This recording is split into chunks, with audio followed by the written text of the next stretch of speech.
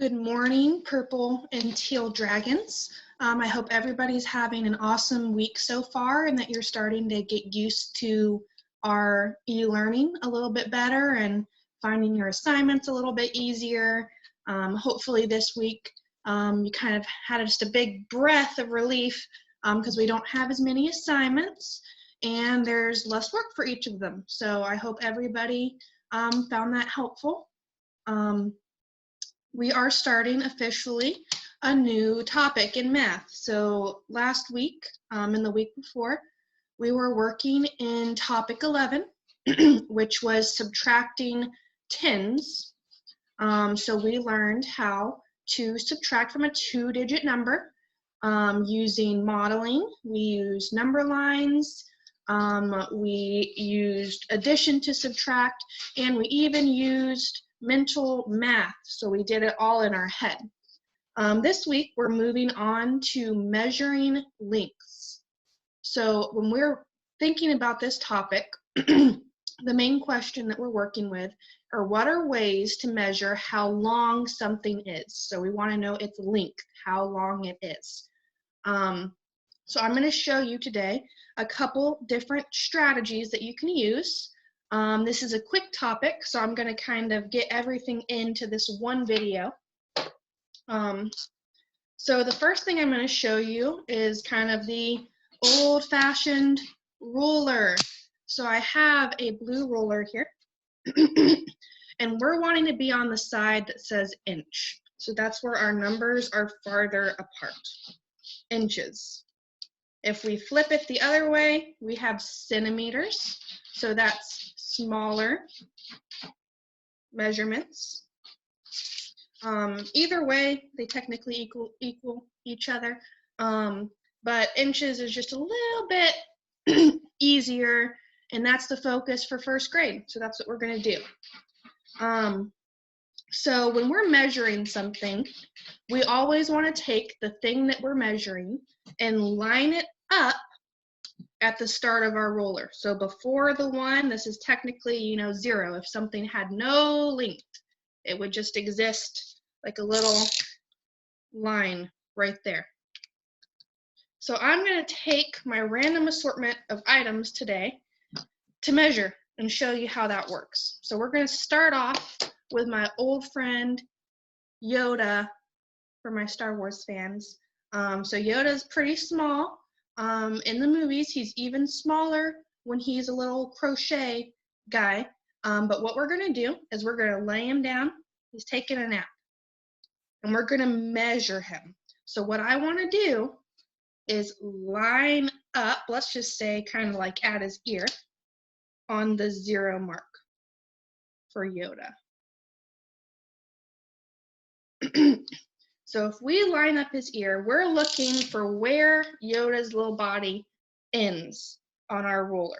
So I'm going to draw a line to kind of show where he starts.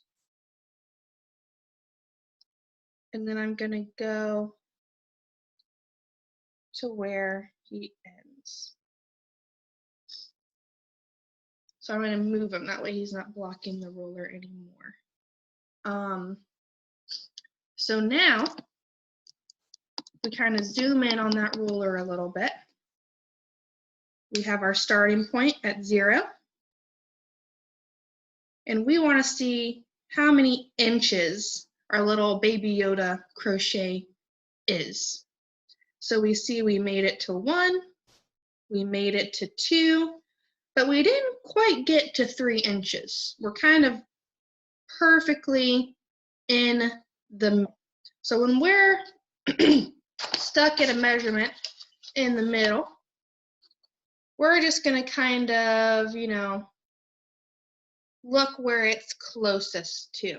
So for this one, it's perfectly in the middle. So you could really pick that it's about 2 inches.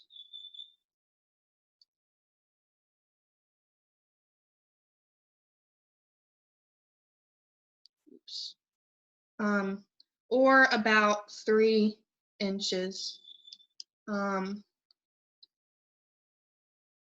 Either one's pretty close. It's an estimate. So this isn't the exact answer, but we're kind of estimating the size, the length of our iota. When you get into bigger grades, you're going to start to learn about halves and quarters, and you'd be able to tell me exactly what this is. But for now, you kind of just pick the number that's closest to the end of your line. So let's measure something else and see if maybe we can get a more specific measurement. So I'm going to whip out my Nintendo Switch for a second. You can see the games that I play on my Nintendo Switch. Maybe you play the same. Ed's beat me about it if you play some of the same games. And again, we're going to kind of line up our ruler to the edge of our blue joystick of our Nintendo Switch. And we're going to see how long the Nintendo Switch is. So we're going to go all the way down past 1, even past 7 and 8, and see kind of where the end of our red joystick lands. So this time we got lucky. We're not quite at the middle point. We're actually a little bit before it. So we can say that it's closer to that 9. It's not so close to the 10 anymore. It's closer to 9. So the Nintendo Switch is about 9 inches long. So now we know. If anybody was ever curious about the size of your Nintendo Switch, just pull out a ruler and start measuring stuff. Now, sometimes, I don't know about you, but you might not have a ruler lying around in your room. Maybe your parents don't even have one lying around in your room. But we can use something called indirect measurement. So what I've been doing up until now, because I had a ruler, was direct measurement. I was able to use this ruler and find a pretty good estimate of how many inches that these different objects were. Now, sometimes I might want to compare two things, and I want to see, well, who's longer? What's the longest object that I have?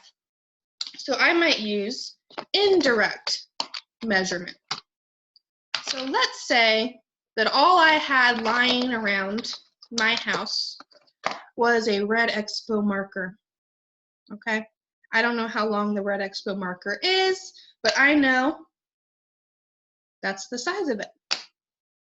And I want to find out what is bigger. My,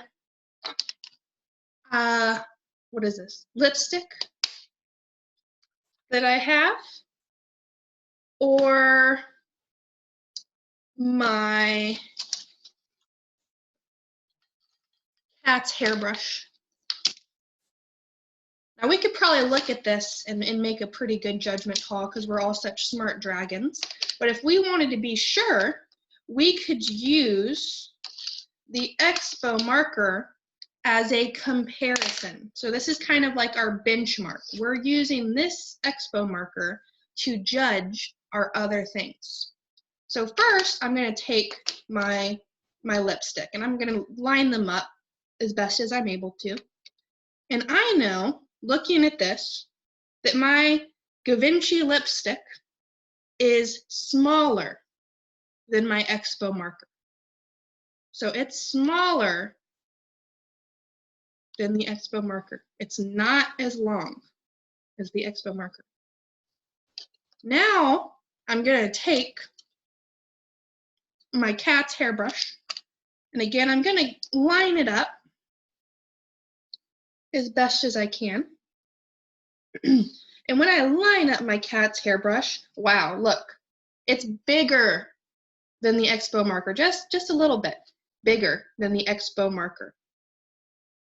So this is smaller than the Expo marker.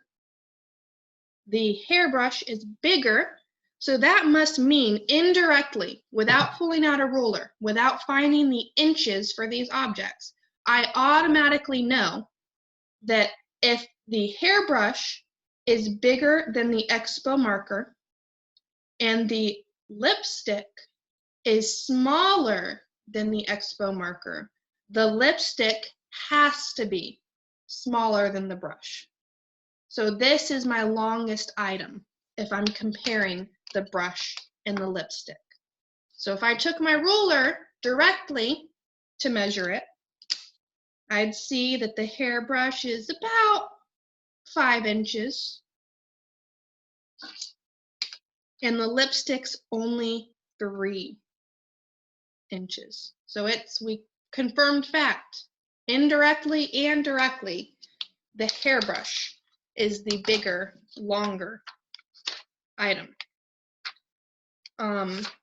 And you will see kind of questions about that where you have to order stuff. So you want to decide what's the longest item, what's the shortest item, what's kind of in the middle, sort of a Goldilocks situation.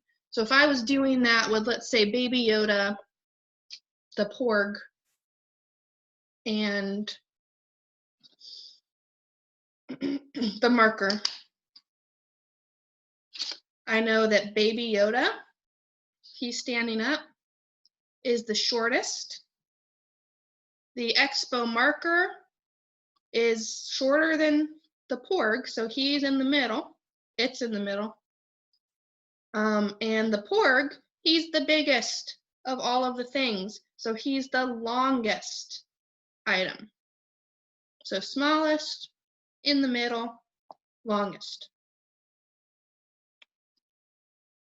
And you guys are pretty good at kind of just doing that without even thinking about it, because we look at something and we can see with our eyes, we can use our senses to tell us kind of how big things are, how long they are.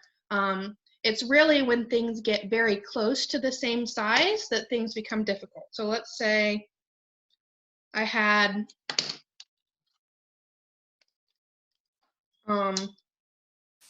my cat's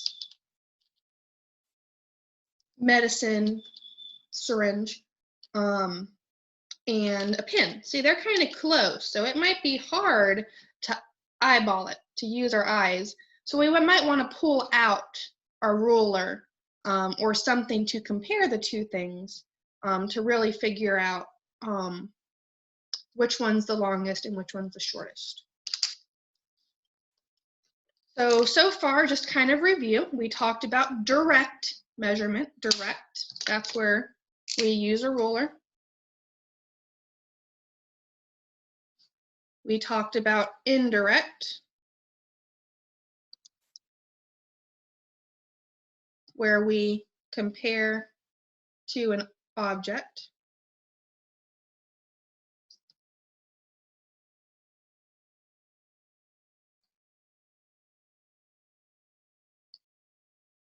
And now we're going to think about choosing tools. Deciding, do I use direct, like a ruler? Do I use indirect to compare? Or sometimes do I have to get really creative to figure out the size of something? So let's say, and I don't have all my dinosaurs here from class.